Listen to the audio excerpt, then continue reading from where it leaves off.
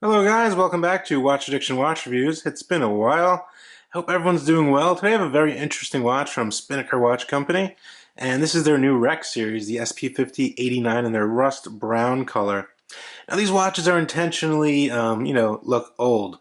So, this is not a used watch, this is a brand new unit. And also you can also save 20% on any of these models using the code WA20 at checkout. And that's across the board on any Spinnaker watch. Now the Spinnaker Rec was actually released a few years ago. I remember reviewing their older one. This is definitely an upgraded one with some new features and such, as well as this Jubilee bracelet. Now it does also come on a leather strap as well, which is about 315 US dollars. This model comes in about 350 US dollars, so you're going to be paying a little more for the Jubilee bracelet, which is pretty normal. And yeah, let's see what's on my wrist today, and I'll dive into this watch. On my wrist today is the Rolex Submariner 114060, the Submariner, or some call it the no-date Submariner.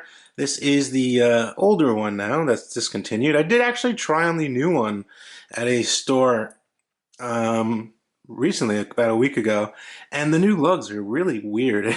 It fits really weird, the new models. Definitely if you're looking into getting a Submariner or a date Submariner, I would definitely look at getting one of these ones, or just going the old route, getting a older pre-owned one with the thinner lugs, because the new ones really do fit quite weird on the wrist, and I definitely like this model a lot better. Anyway, let's get into the Spinnaker Rec. So the Spinnaker Rec is obviously a dive watch, has a screw-down crown. It also has a screw-down caseback as well. This is the rust brown version. There are a few different iterations. I will drop a link to their website in the description below so you can check them out after this video. Now we get 200 meters of water resistance, making this a very capable dive watch. Not that any of you really do go diving, but maybe some of you. I definitely do not go diving. 100 meters is definitely good enough for me to go in the pool and such. That's just me though. The watch itself is 43 millimeters in terms of diameter there. We're looking at 13.2 millimeters thick, which is really all not that bad. We're looking at a lug-to-lug distance from here to here of 49 millimeters. And a 22 millimeter lug width, 22 millimeter Jubilee bracelet, which tapers down to 18 millimeters. The crown is 7 millimeters and screwed down as well and signed. And yeah, so 350 US dollars. What's inside this watch, the bezel action, etc.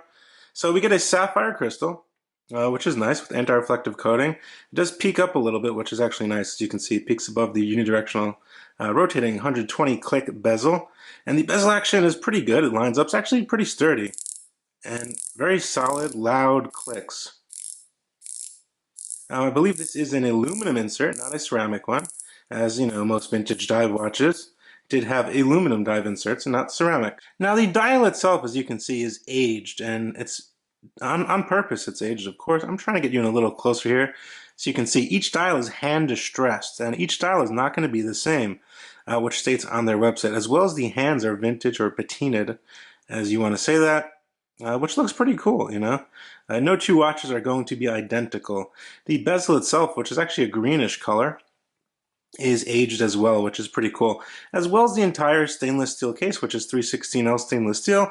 They do a bunch of baths with acids and stuff like that to kind of age the watch, which I think is pretty cool. You get a solid end links on this bracelet, good grip on the bezel as well. Nice design here on the case. Pretty much the same as the other Rec, I think, the actual case design, but does have some nice weight to it. Which I do appreciate. The bracelet is nicely cut, the solid end links as well. It fits in very neatly here, so no gaps or anything like that. The bracelet itself is actually very hefty and very comfortable and very articulating, as you can see here. It's held in by pins, no screws on this one. Comes on a butterfly clasp here, as you can see, which is actually aged as well. Look at the butterfly clasp. It looks like it's been aged. I think that's pretty cool. Taking a look at the case back, rather simple, screwed down, brushed, not aged, but just states some basic specifications. Sapphire SP5089, all stainless steel, automatic movement, and yeah, water resistant. So pretty simple there. The crown itself is quite large actually, and it is signed right here, as you can see. Very easy to grip, I must say, without the crown guards here, like a vintage watch. Very easy to grip and pull out. Very solid pop out. This is running the NH Seiko 35, or NH35 by Seiko TMI.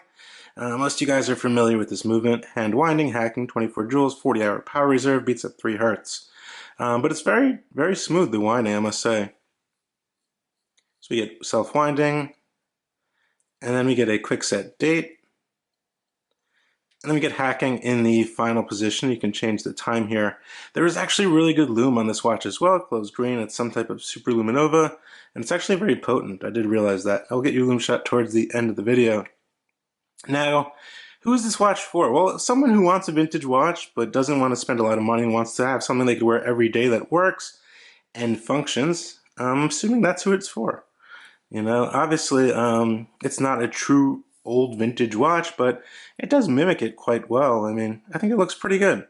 You know, you get all the basic modern stuff, sapphire crystal, NH35, good case build, 200 meters of tested water resistance.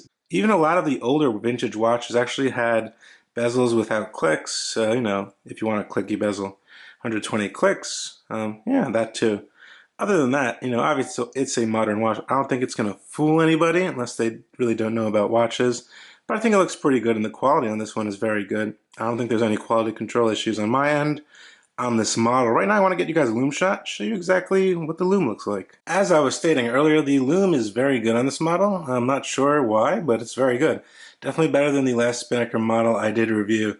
As you can see, all those markers are Submariner style markers, I'd say, as well as the 12 o'clock pip are lume. No lumed bezel on this one, because vintage watches did not have lumed bezels. So yeah, but the lume is definitely pretty good, and it does last for quite some time. Here is the watch in comparison to a Submariner. It wears a little bigger than a Submariner, a modern Submariner, but not that much bigger, I'd say. As you can see, side by side, get your little look there. You can see the markers on the dial are quite similar, besides the 6 o'clock, and yeah, and the 9 o'clock. More of like a Tudor style dial, I'd say, a vintage Tudor style diver.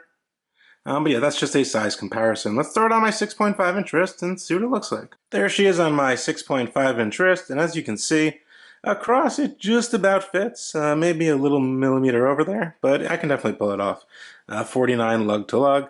The bracelet's definitely very comfortable. It's not one that will pull hair or anything like that. It definitely has a cool vintage look, I must say, if you're into that, if you're into vintage watches, and you don't want to buy a vintage watch. You can definitely pull this off as a vintage watch. Now the watch does come with your standard Spinnaker box, polishing cloth, and warranty. Most of you guys know what that looks like. It's your standard cardboard Spinnaker box. I figure it wasn't really worth showing. Most of you guys are pretty familiar with it though. But anyway, that's pretty much going to sum it up for this new model that they're releasing. I believe it's going to be for sale the 23rd of October. Or somewhere around then, I'm pretty sure. I will drop a link in the description below with all the information that you need if you want to purchase one of these. And you can always use the code WA20 if you want to save 20% on any Spinnaker model. So let me know what you guys think. Honestly, there's no really quality control issues on this model. Everything functions as it should. I think it's a pretty cool vintage inspired watch.